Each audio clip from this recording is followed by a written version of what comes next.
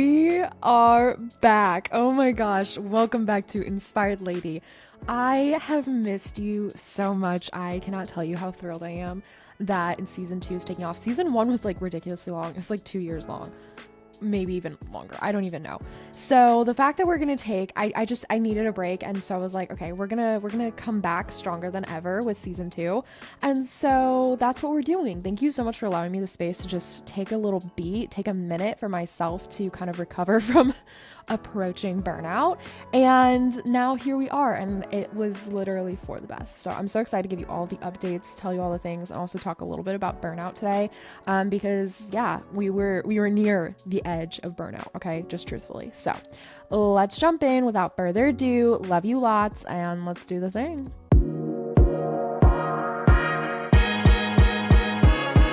Today, we are drinking a lemon water with electrolytes in it, back to our basics, back to our root, okay? This is, I think, like the first drink we had for the Inspired Lady podcast was electrolyte water, and so we're bringing it back. We're doing electrolytes more often, mainly because I'm recovering from probably one of the worst bouts of sicknesses I've had in a fat minute. Randomly, I will get super, super sick, and it hit Matt and I so hard. Matt doesn't take days off work. I don't take days off work. And both of us were down, like we were out. So that was really exhausting. And that was the last couple of days. So right now I currently have all of our air purifiers going, all of our diffusers going, all of the windows open, and my electrolytes I'm drinking because I need to air out the sickness. The sheets are currently in the washer. It is the day after sickness. And I was like, you know what? No better day to come back stronger with Inspired Lady, right? Like, that's just the truth. So anyways, I took 2 months off. Okay. I took February and March off of the podcast, and it was so needed. I want to thank you guys for literally just the most amount of grace during this season, and support. First of all, the DMs that I got that were just like, hey, love you. You're okay. It's okay to not necessarily be pursuing the exact same dream 24/7, like just so sweet. And then the people that reached out that I have never had the ability to speak to before, that listen to the podcast and we're like, we're so excited for you to come back. Thank you. Like that was so needed and just like lifted my spirit up so much. So thank you, thank you, thank you. But over the break, it was so good. It wasn't necessarily just like a rest time though. It was just filled with other things that needed to happen. And I could kind of feel myself approaching like this burnout phase, which I'll talk more about in a minute. But I knew that this was something I need to step back from just for a minute, because of all of the other things happening. So Matt and I started doing short-term foster care, and we had kiddos in our home, and it's a lot. It's a big transition. That's actually why we're sick, is because the last group of kids we had were very sick, and so we caught it from them. But anyways, it was a big transition. It was something that was way harder than I think I was expecting. And Matt went into it very much so like, this is going to be really hard. And I was like, psh, it's fine, dude. It's fine. So we're still doing it. Don't get me wrong. It's just, had to maybe adjust to realistic expectations. But we've adjusted and I feel a lot better now. So praise Jesus for that.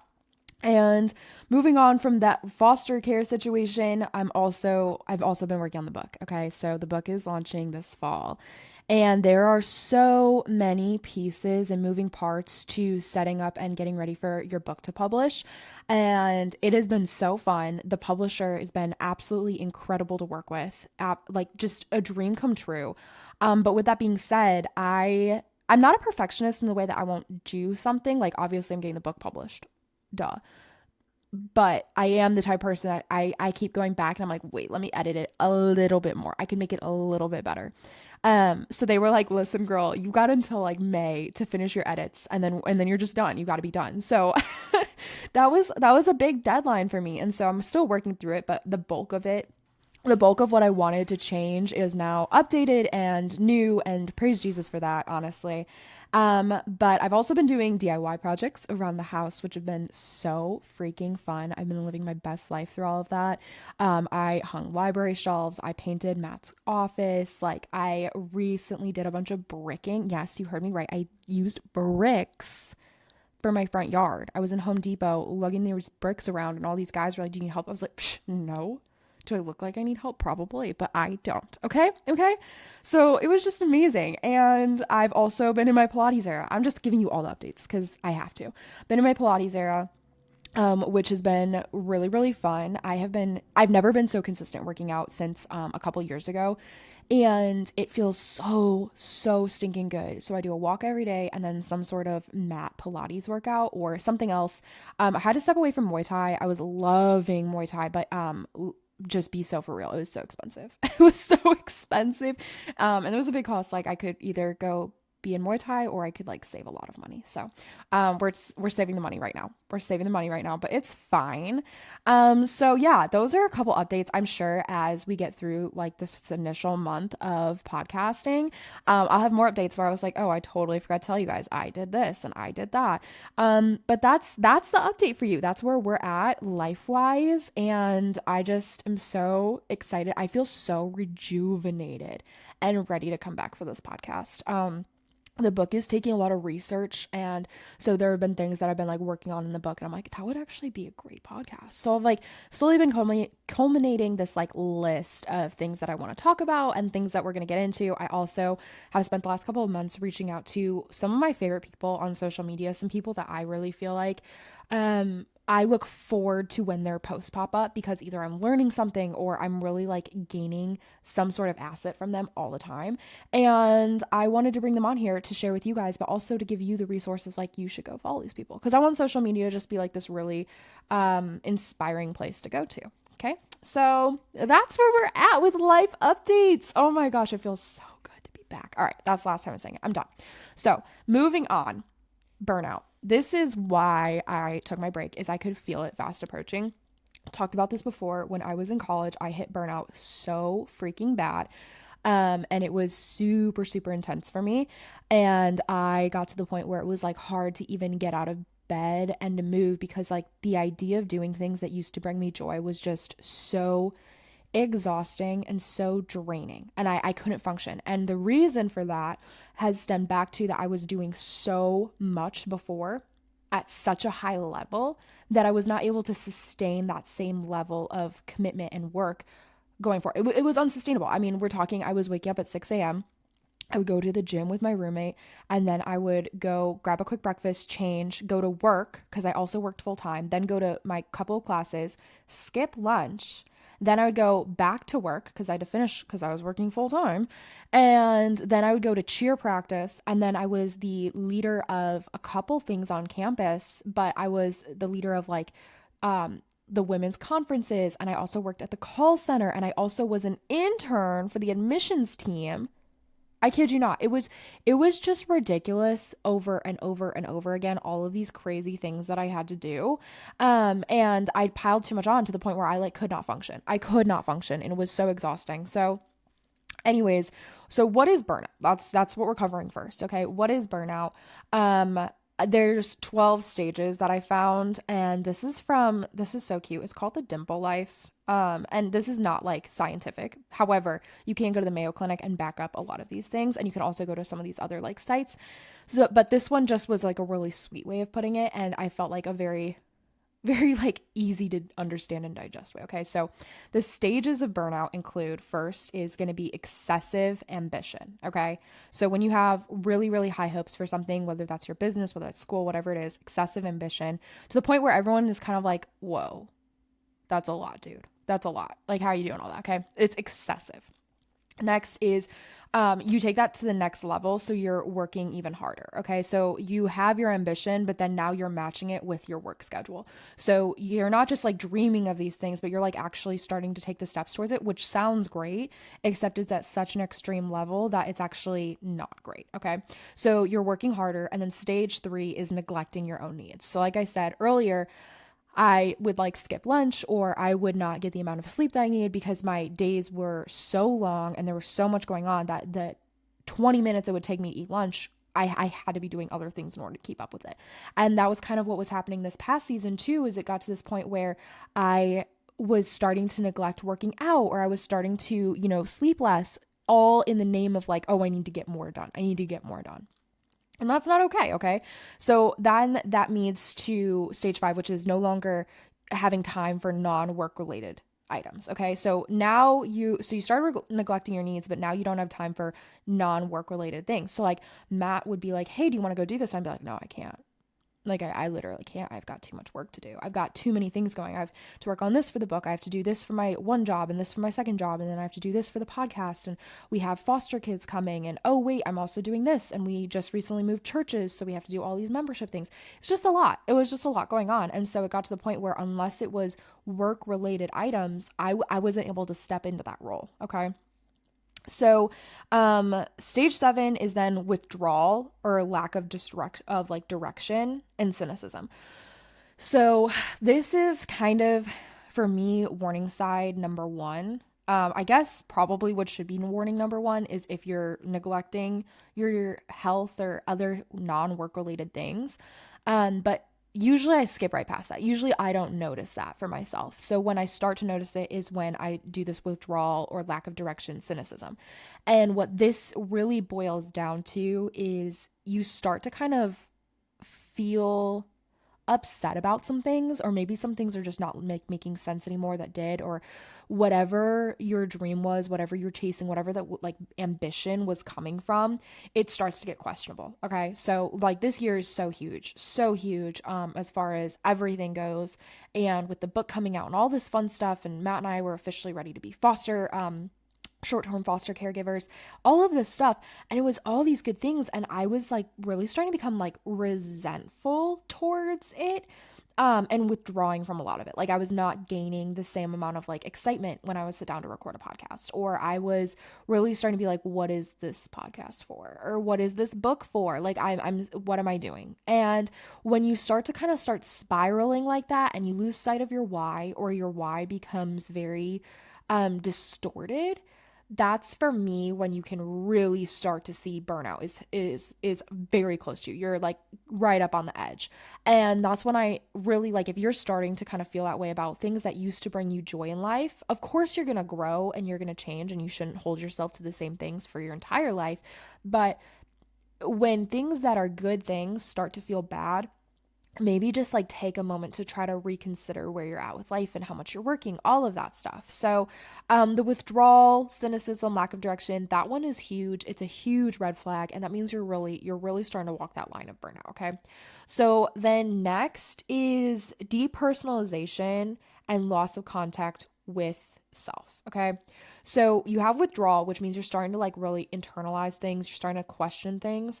But then the next level of it is now you don't even have the energy, I'm going to say, to truly try to draw that line. You're no longer wondering where your why is, because you don't have a why anymore. Like you're just like, I'm checked out. You're depersonalizing everything. Everything is going to be pushed away from you, and you're not going to want to interact anymore. And this was starting to happen a little bit this past like January, is just because I was starting to not just withdraw into myself, but just kind of lose the energy that I needed.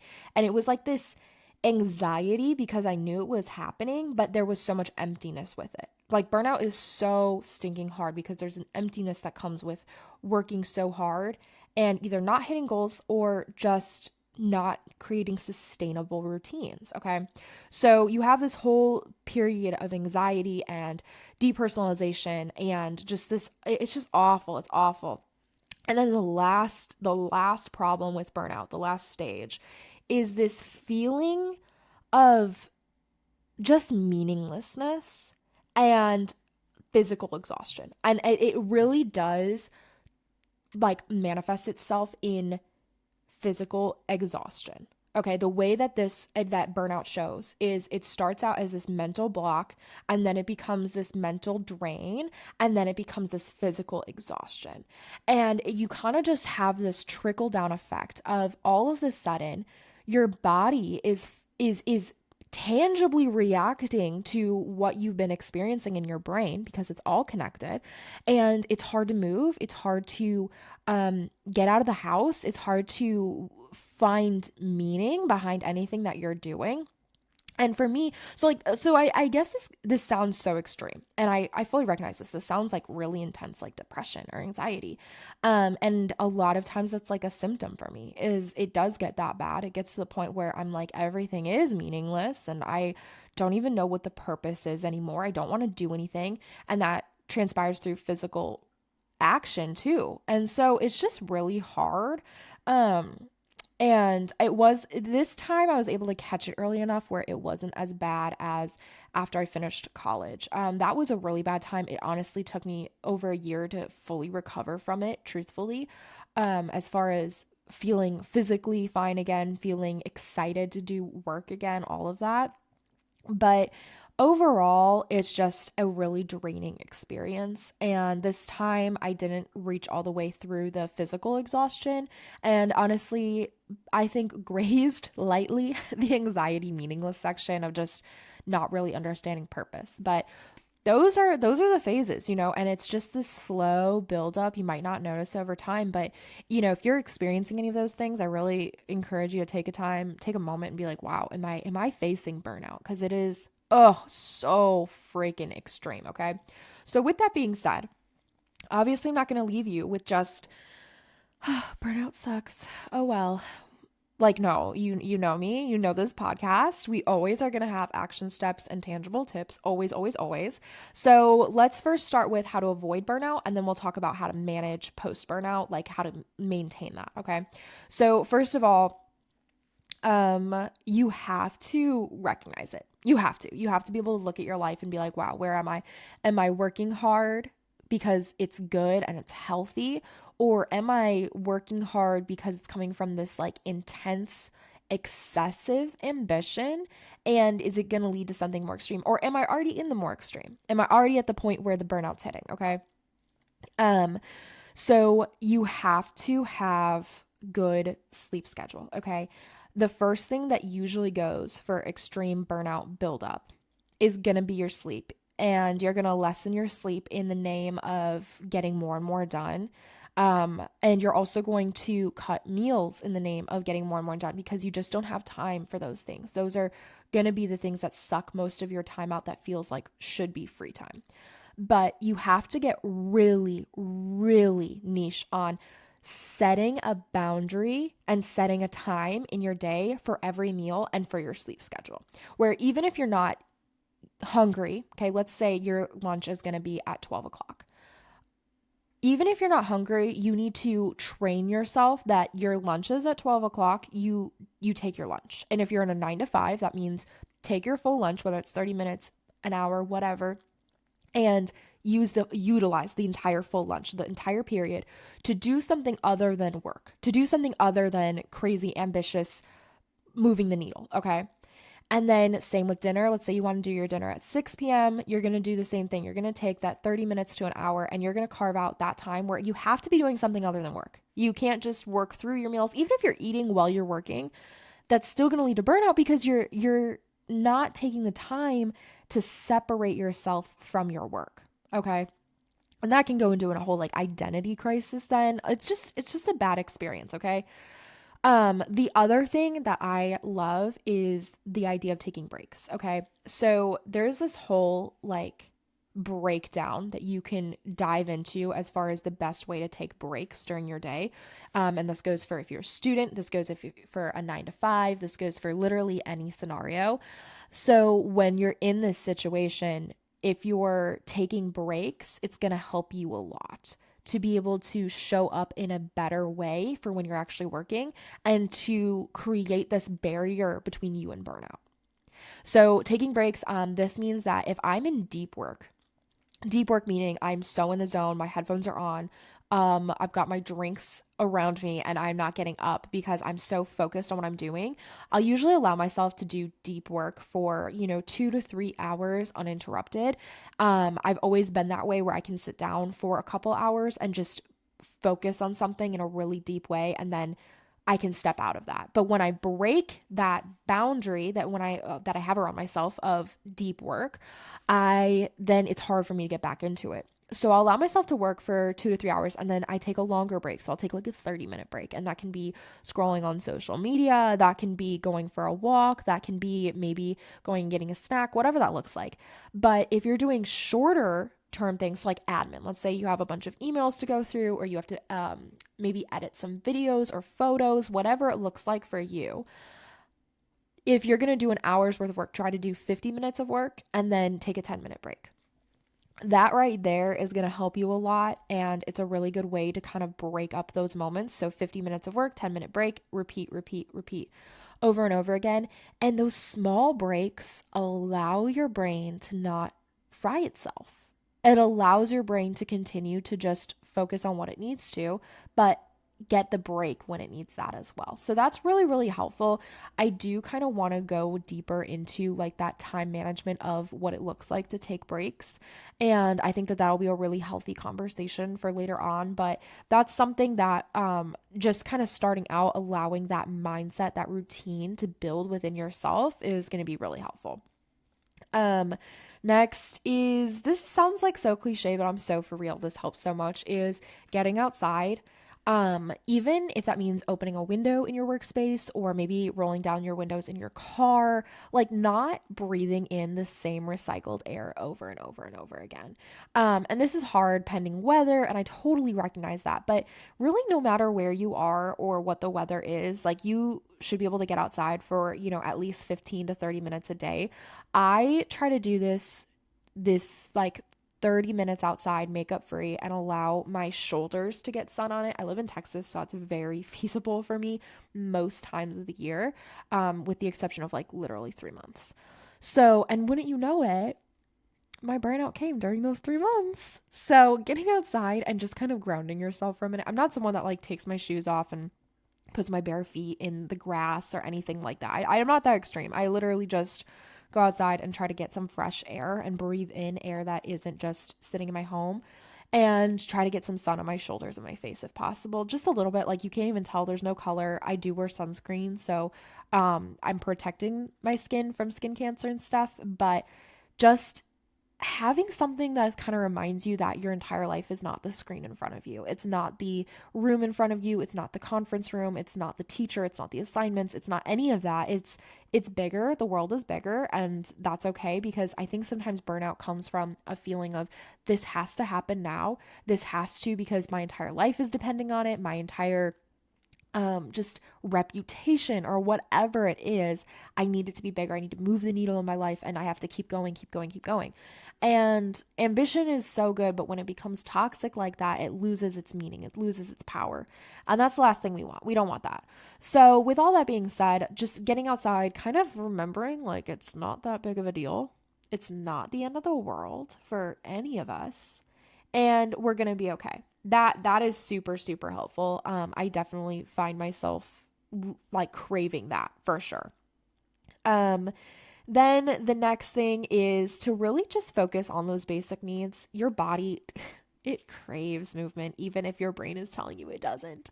It really does. And movement can look so different. I've had a couple episodes on here working with trainers or just like wellness people who talk about mindful movement and how important that is, how powerful it is to do things that your body craves.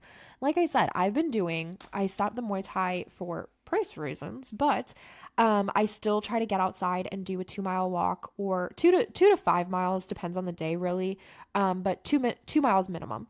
And then I absolutely love to come home and do mat Pilates. Mat Pilates is between 20 and 30 minutes.